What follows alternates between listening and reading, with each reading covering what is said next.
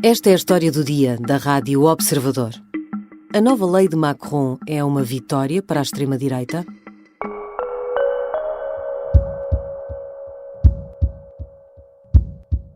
L'électorat populaire, il est pour ça. Quand vous vivez dans des quartiers populaires, où vous avez des difficultés de sécurité, parfois une immigration qui n'est pas bien contrôlée, dont vous vivez les conséquences, vous êtes pour cette loi. Quem esperava que, ao final de um dia debaixo de fogo, o mais letal vindo do próprio governo, Emmanuel Macron avançasse para uma remodelação, ou, pelo contrário, recuasse nas novas regras para os imigrantes, falhou a previsão. Numa entrevista televisiva, Macron insistiu na bondade e, sobretudo, na necessidade da lei agora aprovada, desvalorizou as críticas e a demissão do Ministro da Saúde e garantiu que, para conter a extrema-direita, é preciso lidar com os problemas que a alimentam. A extrema-direita de Marine Le Pen, que, ao apoiar a lei de Macron, lhe desferiu o golpe mais duro. Mas bastará sorrir, acenar e seguir em frente como Macron parece planear fazer? Ou esta nova lei, tão difícil de aprovar, pode afinal minar o mandato do presidente e, como já prevêem alguns, pôr fim ao macronismo? Vou conversar com Kátia Bruno, editora da Internacional do Observador. Eu sou a Sara Antunes de Oliveira e esta é a história do dia, quinta-feira, 21 de dezembro.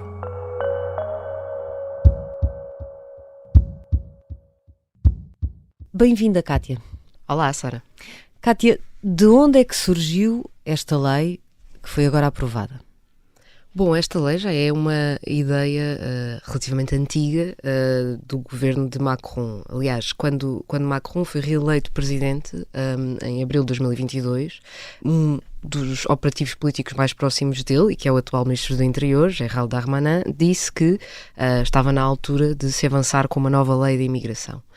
Quando Macron e o seu partido não conseguiu uma maioria nas legislativas seguintes, em junho, essa ideia ficou um pouco em banho-maria. Porque era mais difícil aprovar uma lei que já sabia ia ser polémica. Exatamente, e sem uma maioria absoluta na Assembleia Nacional, qualquer governo de Macron ia ter dificuldades em fazer um projeto que passasse com facilidade. Mas a lei foi fazendo o seu caminho, o ministro Darmanin foi um dos grandes promotores, e ao fim de um ano a proposta foi finalmente aprovada na Assembleia Nacional, depois de ter sido criada uma das chamadas comissões paritárias mistas, que envolvem senadores e deputados, e que é orientada pela Primeira-Ministra, neste caso, para se tentar arranjar uma solução que consiga ser aprovada tanto no Senado como na Assembleia, e recordemos que o partido Macron não tem a maioria no Senado. Uma solução que implica muitas cedências, já vamos olhar para isto, mas isto deu muito trabalho, e Macron é um político experimentado, deveria saber que não ia cair tudo bem em toda a gente. Porquê é que isto se tornou uma necessidade para ele? Macron considera que a imigração é um tema político que preocupa muito os franceses. E as sondagens reforçam isso mesmo. Há um estudo ainda deste ano que diz que 65% dos franceses acha que não é possível o país receber mais estrangeiros, por exemplo. 61% diz que não se pode acolher migrantes e refugiados que não partilhem os mesmos valores dos franceses. Portanto, não há dúvida de que este é um tema que está na cabeça de muitos franceses. Macron faz aqui um cálculo político que é o de, se este tema está na cabeça dos franceses e se nós sabemos que a extrema-direita da União Nacional de Le Pen tenta dar respostas a este problema, então temos que também nós, ao centro, dar resposta a este problema para que a extrema-direita não seja a única a ter o monopólio desse tema.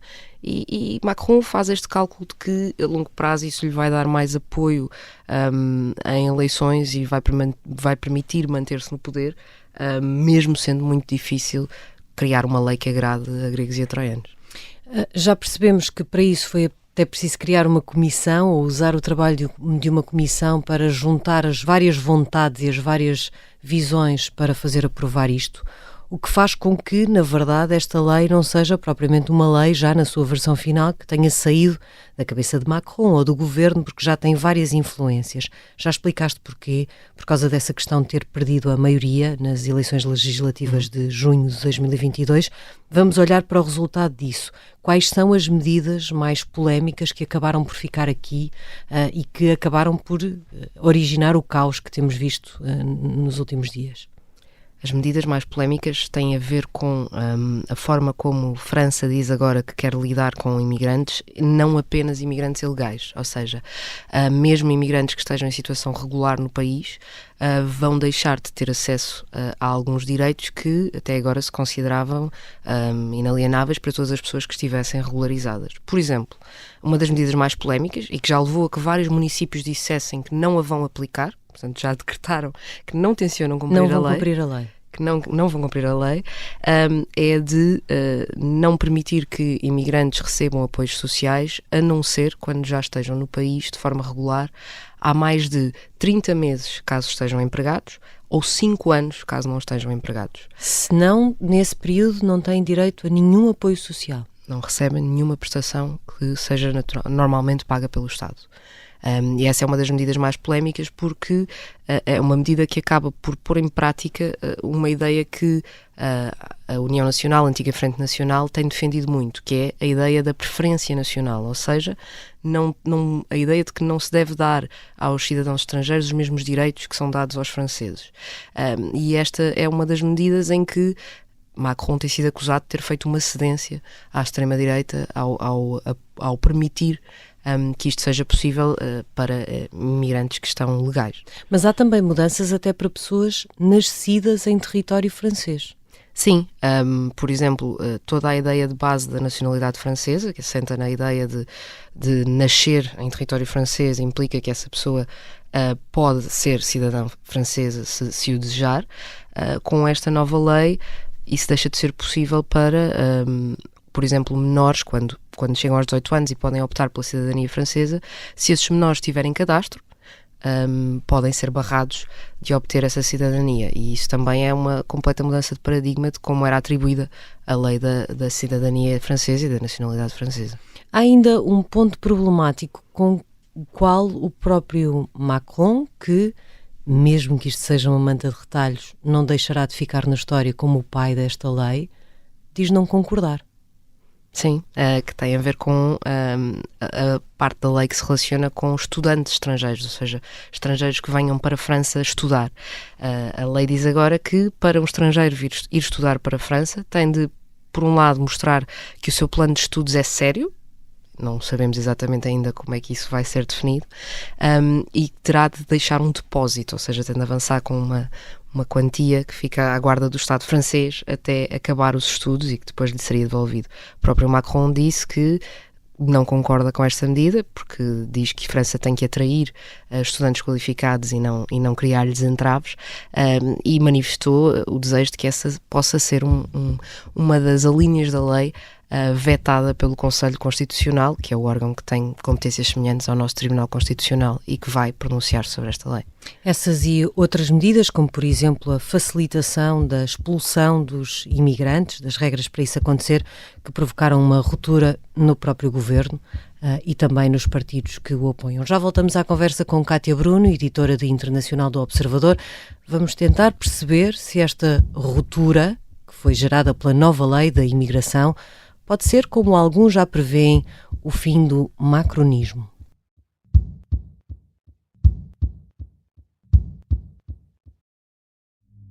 Esta é uma história de guerra. Dá-me uma catanada aqui na cabeça, abre-me a cabeça. António Lobato foi o português que mais tempo esteve em cativeiro na Guerra de África. E diz-me assim, dá a faca. E eu digo assim, vem buscá-la. O Sargento na Cela 7 é uma série para ouvir em 6 episódios que faz parte dos Podcast Plus do Observador. É narrado por mim, Pepe Rapazote, e tem banda sonora original de Noiserve. Os Podcast Plus do Observador têm o apoio da Onda Automóveis. Estamos de regresso à conversa com Cátia Bruno, editora de Internacional do Observador. Cátia, esta era uma lei aparentemente de um enorme equilibrismo para agradar a gregos e troianos, como dizias na primeira parte. mas parece que só uns é que ficaram agradados com essa solução final, alguns desses com os quais Macron nem sequer contava. Marine Le Pen, por exemplo, apressou-se a dizer que a nova lei era uma vitória ideológica do movimento de extrema-direita. É verdade. Le Pen e o seu partido estiveram arredados deste processo. A maioria do governo Macron não a procurou. O entendimento foi sobretudo com os republicanos, que são o partido de centro-direita de França, mas na verdade as cedências aparentemente aos republicanos foram tantas que a medida acabou por agradar muito mais à direita do que à esquerda. Uma fonte do partido Le Pen comentava até com o Figaro, nós parece que só precisámos de subcontratar os republicanos, eles agora resolveram isto por nós.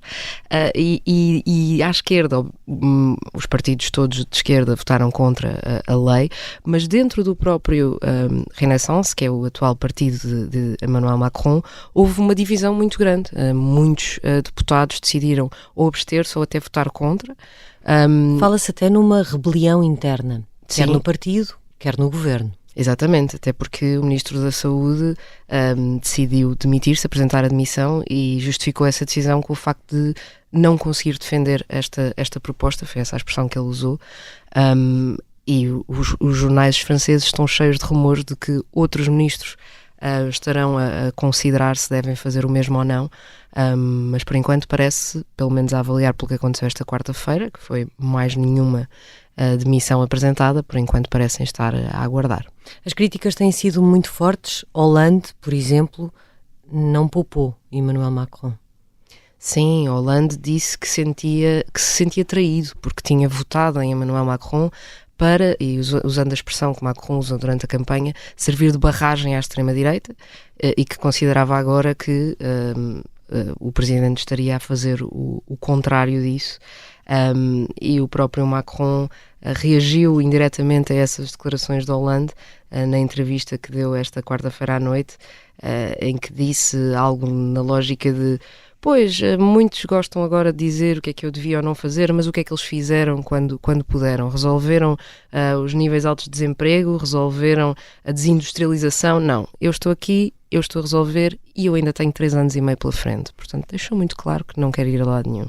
Essa foi, aliás, uma postura habitual de Emmanuel Macron nessa entrevista de que falavas de quarta-feira à noite. Havia alguma expectativa por perceber se Macron se ia mostrar preocupado com a fratura interna no governo e no próprio partido, ou se ia tomar alguma posição de força promovendo uma remodelação, por exemplo, mas nada disso aconteceu. Não.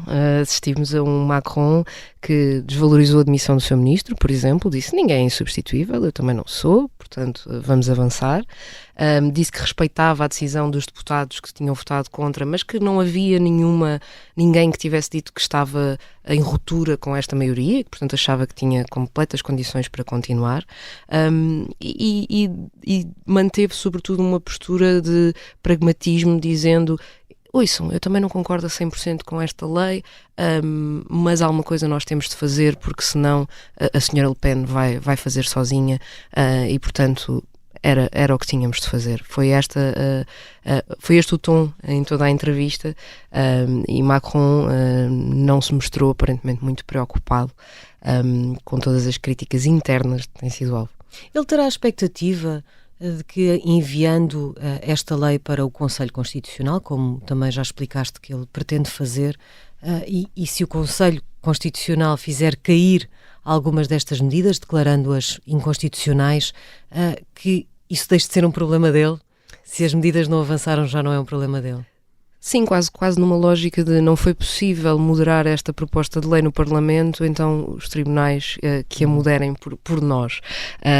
Aquilo que é a grande incoerência nisto é que Macron envolveu-se muito na promoção desta lei. Ele poderia, como presidente, ter delegado isso para a sua primeira-ministra e não poder daí lavar as mãos e dizer: bom, isto é a solução do governo e dos deputados, eu não tenho nada a ver com isto. Mas a verdade é que os jornais franceses relatam como ele telefonava frequentemente à primeira-ministra, como ele terá dito aos seus ministros e aos deputados: eu quero resolver isto, eu quero ter uma solução, e portanto é curioso que um presidente que se envolveu tanto para que houvesse uma lei aprovada, agora diga, bom, vou enviar isto para o Conselho Constitucional porque se calhar há aqui umas partes que não respeitam a nossa Constituição. Há pouco dizias que os jornais franceses estão cheios de textos muito duros para Emmanuel Macron, entre antigos aliados, eternos críticos e também esses fazedores de opinião. Há quem vaticine já que isto é o princípio do fim do macronismo. Estamos perto de tanto? Eu tenho sempre receio em fazer previsões nos tempos em que vivemos. Também é interessante como alguns jornais notam quando falam com membros próximos do macronismo, o facto de Emmanuel Macron ter este dom de conseguir sempre dar a volta e de se manter sempre em jogo quando toda a gente acha que não é possível. Talvez precisamente por aquilo que demonstrou nesta entrevista, ou seja, Macron sempre se tentou vender como um político mais pragmático do que ideológico, e isso é uma coisa que bate muito certo com a atitude em todo este processo. Aquilo que ele disse foi: eu preciso de uma lei sobre imigração, cedo o que for preciso ao centro, ou pelo menos ao centro que existe neste momento em França, que é com os republicanos, e depois posso dizer, bom, mas eu fiz, eu atuo, eu não deixo os problemas simplesmente acumularem-se. E essa é uma jogada que pode correr bem junto do eleitorado, sabendo nós que a imigração de facto é um tema que preocupa muito os franceses. Só que isto tudo só será possível se o partido se mantiver com ele, porque se houver uma debandada de ministros e de deputados, Macron pode ter todas as intenções de votos, mas não tem uma estrutura, e por isso o tempo dirá se isto chega para manter as hostes macronistas unidas ou não, sendo que por enquanto eu diria que está tudo em suspenso, porque Macron anunciou uma comunicação ao país para janeiro, e dentro do próprio governo já se está a equacionar todas as hipóteses, e a tal remodelação que muitos diziam que podia ser anunciada hoje talvez venha a acontecer aí. Portanto, eu diria que o Natal por enquanto será tranquilo para os macronistas, e logo se verá o que é que o ano novo vai trazer. Obrigada, Kátia. Obrigada eu.